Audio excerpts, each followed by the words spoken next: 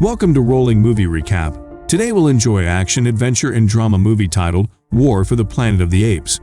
So make sure to bring your favorite food. Sit back and enjoy.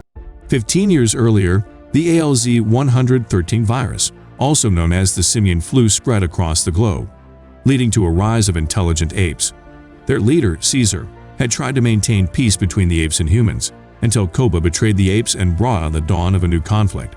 Now Caesar and his clan are hiding out in a command base in the Muir Woods, while a ruthless special forces colonel of the military faction Alpha Omega is out to get them. The humans and apes are now caught up in all-out war. A team of soldiers quietly move through the woods to locate the apes.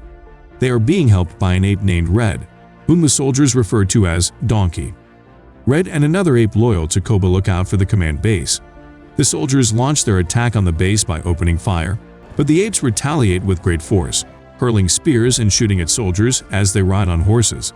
Red, along with several surviving soldiers, are captured. Caesar decides to spare them and send them back to their camp, unharmed, to send the message that the apes are peaceful. Red, meanwhile, escapes from the hold of Winter and runs back to the camp. Caesar's son Blue Eyes returns home to his family and his mate Lake. Caesar and his friends discuss a plan to move the clan away from the woods and toward a new home. That night, as the apes are asleep, several Alpha Omega soldiers, led by Colonel McCullough, stalk the command base. The soldiers are killed, but McCullough shoots and kills Cornelia and Blue Eyes, having intended to kill Caesar. Caesar finds his family dead and leaps after McCullough as he gets away through the waterfall. McCullough then severs the rope and lets Caesar fall. Caesar returns to his base and has the other apes search for Cornelius. Thankfully, Caesar finds him safe. He places his son in Lake's care as he heads off to find McCullough, while the rest of the apes head toward the desert in search of their new home. Caesar is followed by Morris, Rocket, and Luca. Caesar refuses to allow them to join him, but they insist as they want to protect their leader. The apes continue heading forward. They encounter a lone man who attempts to shoot them, but Caesar kills him first. They enter his home and find a little girl later named Nova lying in bed. Although she appears frightened, Morris gently hands her a doll. Nova tries to speak but is unable to. The apes proceed to continue their journey, but Nova steps out and sees the dead man. He was possibly her father. Despite Caesar saying they cannot take her, Morris says he cannot leave her there either. The apes and Nova pass through the snowy mountains. They find the bodies of 3 soldiers shot in the snow. One of them is still alive, but is slowly dying. Caesar asks him why he was shot, but the soldier cannot speak, just like Nova. Morris points out that the man will die of his wounds, so Caesar puts him out of his misery. The 4 apes come across a military camp. They find Winter, who has defected to the human side after Red promised he would be spared if Winter let him go, which lead Red to tell McCullough where to find the apes. Caesar interrogates Winter and learns that McCullough and his army are talking about heading toward a border. The apes then see that the humans are close. Caesar puts his hand over Winter's mouth to keep him quiet, and he ends up leaving him unconscious. At night, Caesar has a nightmare about Koba, who appears bloody and more scarred than before. He repeats to Caesar his final words, "Ape, not kill. Ape." As the apes are looking around the area, a small creature in a jacket steals a rifle and one of the horses. The apes chase after the creature until they corner it in an abandoned building. It is a small ape known as Bad Ape. He offers his jacket to Nova, seeing that she is cold. Bad Ape is capable of speech like Caesar. He tells Caesar that he lived in a zoo before the simian flu struck, and he got his name from what the humans always yelled at him. Bad Ape gives the group food that is labeled California Border. Caesar asks where the food came from, and Bad Ape says it came from a human zoo, a quarantine camp. Once the apes reach the military camp, they are attacked by a soldier. Luca kills the Solider but is also mortally wounded in the process. Luca tells Caesar that at least he was able to protect him this time.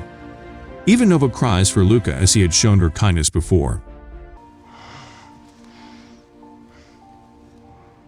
Caesar tells the others that this is why he wanted to come alone.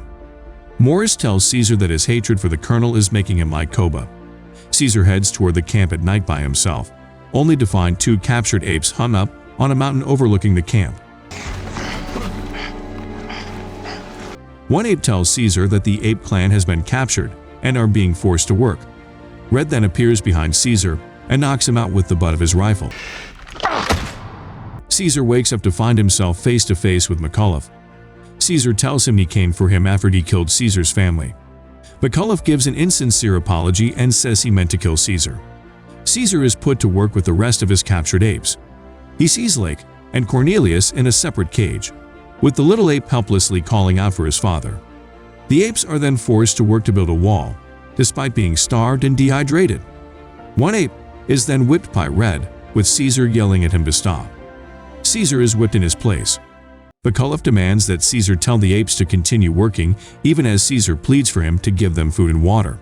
McAuliffe kills one ape and prepares to kill more, but Lake and the other apes continue to work for Caesar's sake. Red and a soldier called Preacher escort Caesar to McAuliffe's office in chains.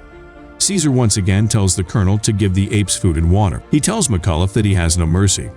The colonel hits back that Caesar had shown up with the intention to kill him, but Caesar responds that he did show mercy by sparing his soldiers.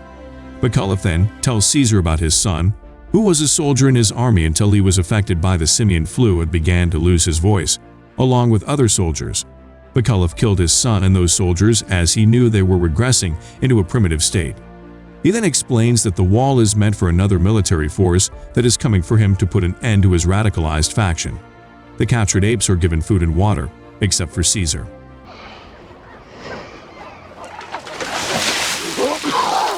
He has another hallucination of Koba, who tells Caesar to join him. Meanwhile, in the distance, Morris, Rocket, Bad Ape, and Nova are seeing what's going on in the camp. Nova walks into the camp and approaches Caesar's cage. She gives him food and water, as well as the doll that Morris gave her. Quick. The soldiers are approaching, and, fearing that they will kill Nova, Rocket steps in as a distraction to allow her to get away. The soldiers capture Rocket, and McAuliffe picks up Nova's doll, which is now stained with blood. Morris and Bad Ape find a way to sneak into the camp via an underground tunnel. They proceed to dig through but stop when they hit a water source, fearing it will flood the tunnel.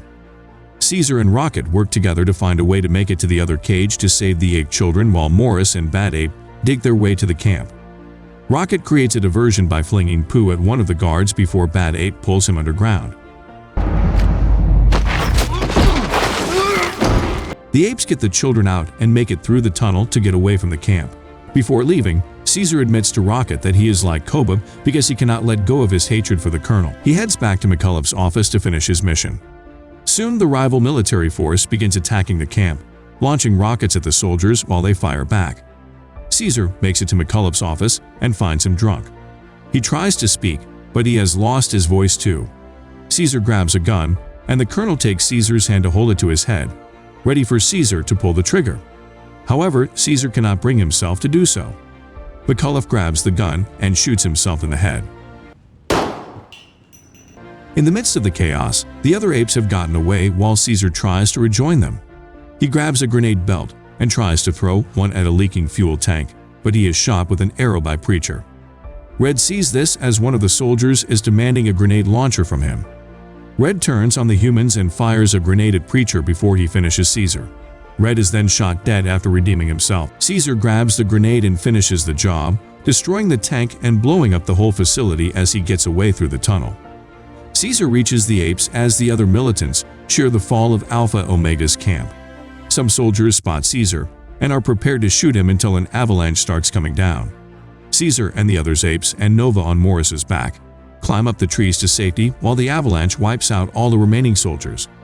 The apes and Nova then continue on their journey to a new home until they finally reach a new land that the apes are happy with. Caesar and Morris watch as the apes are celebrating their freedom, but Morris notices Caesar's arrow wound. Knowing that he is going to die, Caesar asks Morris to make sure Cornelius is protected. Morris assures him that his son will know who he was and what he did for his family. With that, Caesar passes on in peace, and this is the end. I hope you enjoyed the recap. I'll see you soon in another one.